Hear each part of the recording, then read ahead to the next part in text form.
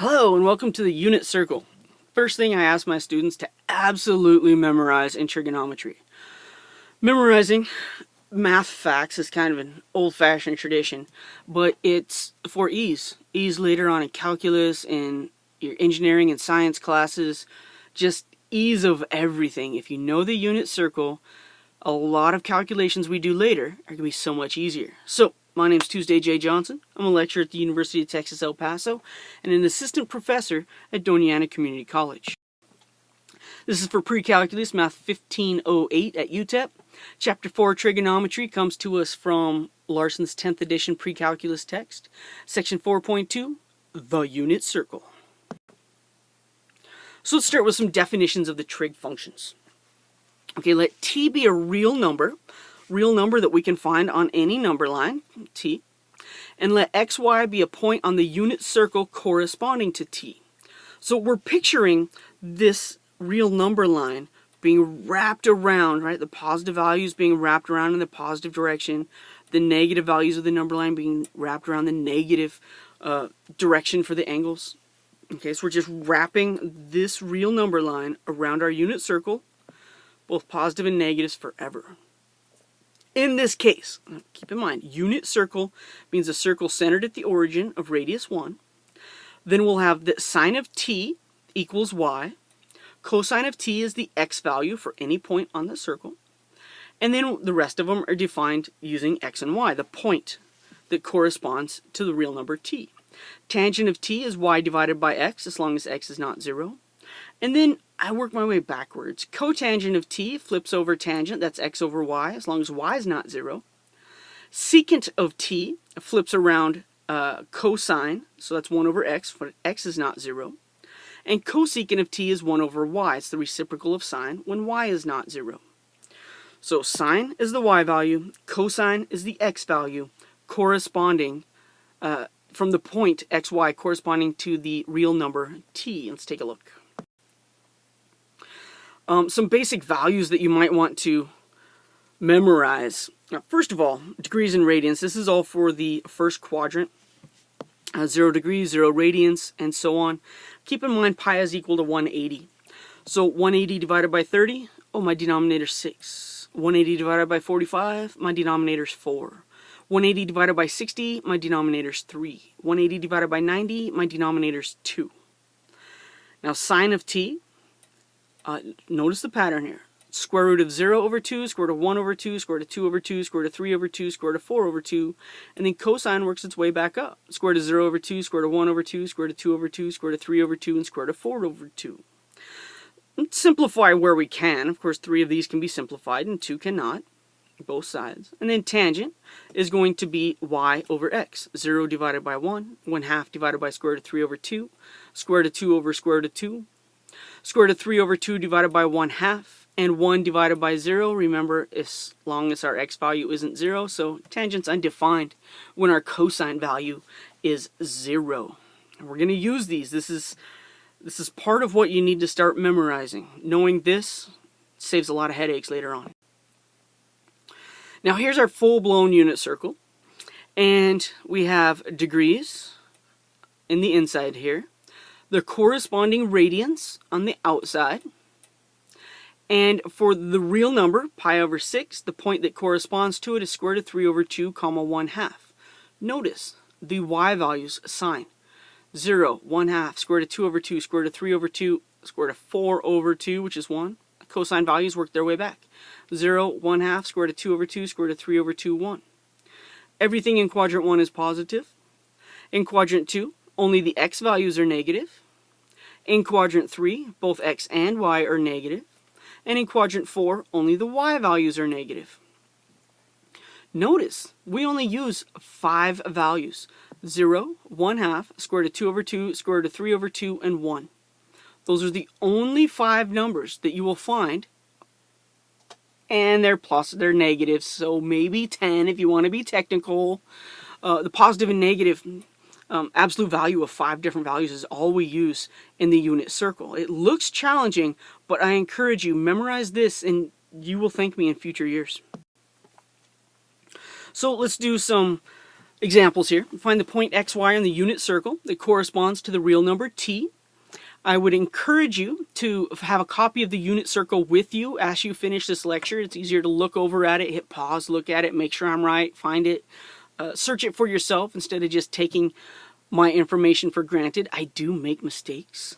So if you need a copy of the unit circle, probably the easiest thing to do would be to pause this, hit Google, and type in unit circle, images. There's about 1,000 of them. I stole one for the last slide. There's a whole bunch more, so they're easy to find.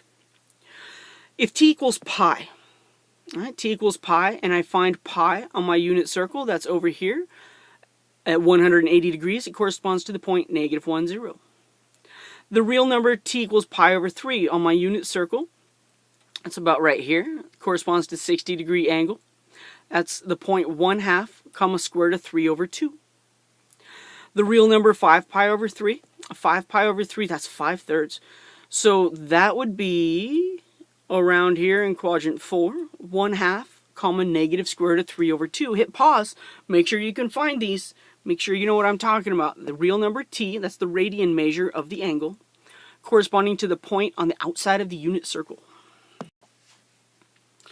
Alright, so now, if we're given an angle, t equals pi over 4, we can find the point corresponding to it, which happens to be square root of 2, square root of 2 over 2, comma, square root of 2 over 2. And then we could use the definitions. The sine of t is y, which means in this case, the sine of pi over 4 is the y value, square root of 2 over 2. Cosine of t is the x value. Well, t in this case is pi over 4. The x value of the point corresponding to t is square root of 2 over 2. And tangent of t is y divided by x. So the tangent of pi over 4, y divided by x, we don't even have to do the arithmetic. They're the same number. So if something is divided by itself, the tangent of pi over 4 is 1. In evaluating the sine, cosine, and tangent using the unit circle, we only have positive angles. And since we only have positive angles and I have t equals a negative pi over 6, my first step will be to find a positive coterminal angle. To find a positive coterminal angle, I'm going to add 2 pi. So if I have negative pi over 6,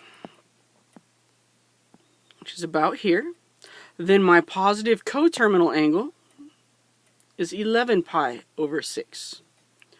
All right, finding the positive coterminal angle, now I can easily find my point on the unit circle. So the point corresponding to 11 pi over 6 coterminal angle is square root of 3 over 2, comma, negative 1/2. Therefore, the sine of negative pi over 6 is the negative 1/2. The cosine of negative pi over 6 is the square root of 3 over 2. And the tangent of negative pi over 6 is y divided by x. Notice these have the same denominator. So if you're dividing two fractions with the same denominator, the denominator cancels out. If you want to know why, hit up some of my algebra lectures instead. So this is negative 1 divided by the square root of 3. Rationalize your denominator to get negative square root of 3 over 3.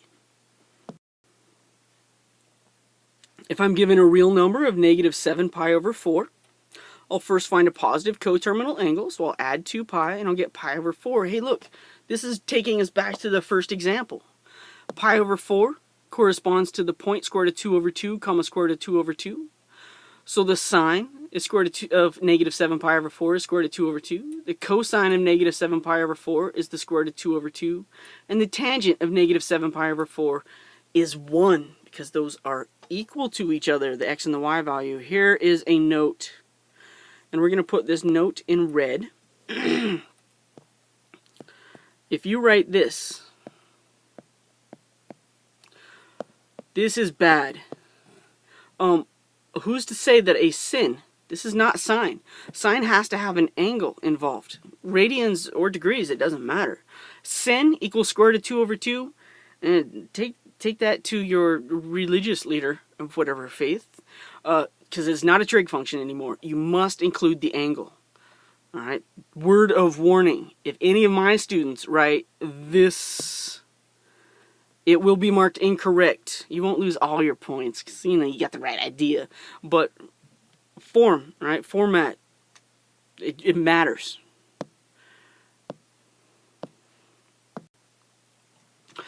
So if we're given a real number of 2 pi over 3, we find the corresponding point. 2 pi over 3 is over here in the second quadrant. That's a negative 1/2 comma square root of 3 over 2. So the sine of 2 pi over 3 is square root of 3 over 2, the y value. The cosine of 2 pi over 3 is negative 1/2, the x value. The tangent of 2 pi over 3 is the y divided by the x. Square root of 3 divided by a negative 1 is a negative square root of 3.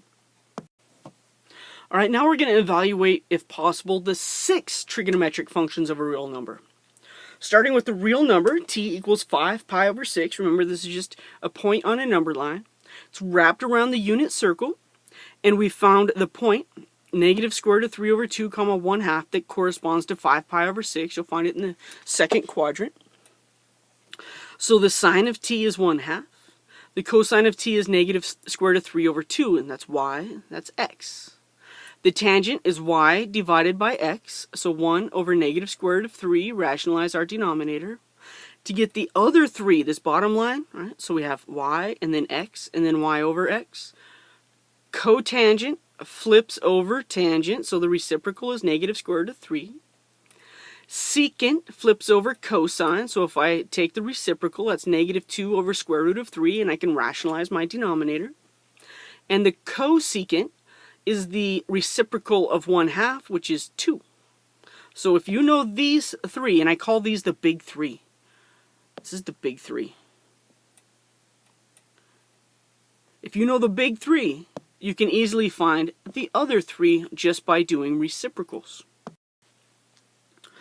If t equals 3 pi over 4, I'm in the second quadrant. My point is negative square root of 2 over 2, comma square root of 2 over 2.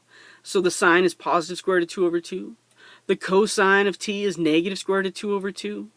If I take y and I divide it by x, my tangent is negative 1.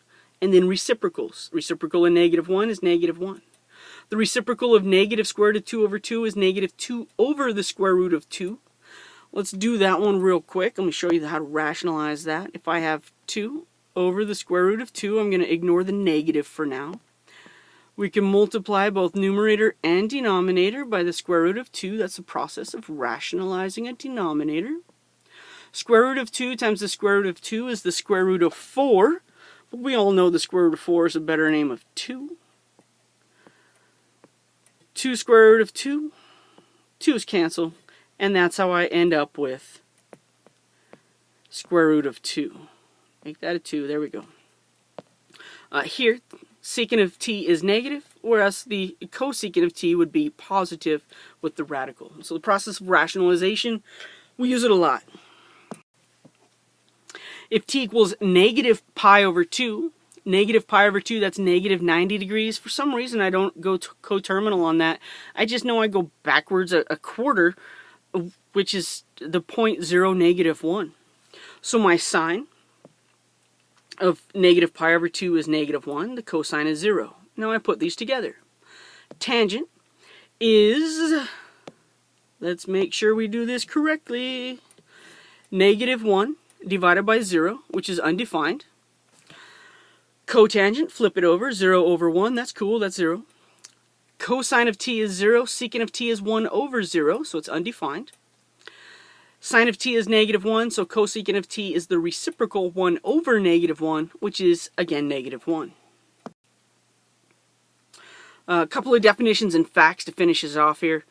A function f is periodic if there exists a positive real number c, such that f of t plus c equals f of t for all t in the domain of f. The smallest number c for which f is periodic is called the period of f. And we use this idea, without even knowing this definition, we use this idea as we used coterminal angles. It's the same idea. Both sine and cosine have a period of 2 pi, which is nice. That way we can just add 2 pi and to our t value to find a point, and it's not going to affect either sine or cosine. They both have the same period.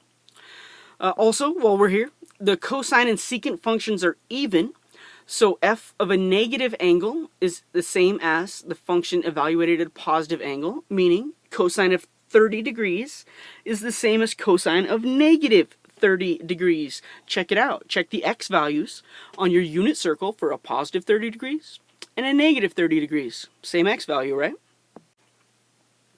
whereas the other 4 trig functions are odd. So f of negative t equals negative f of t. All right. So so sine of negative 30 degrees will equal the opposite of the sine of 30 degrees. All right, so sine of 30 degrees is 1/2. Sine of negative 30 degrees, check it out on your unit circle, that's going to be a negative 1/2. So positive or even and odd functions, that's going to come back and help us out in several different places. That's it for the unit circle. Get it memorized. I always quiz my students on this, and here's a little tip. I always quiz my calculus students on this the first day. So long summer, make sure you get it in there and remember it. Thanks for listening.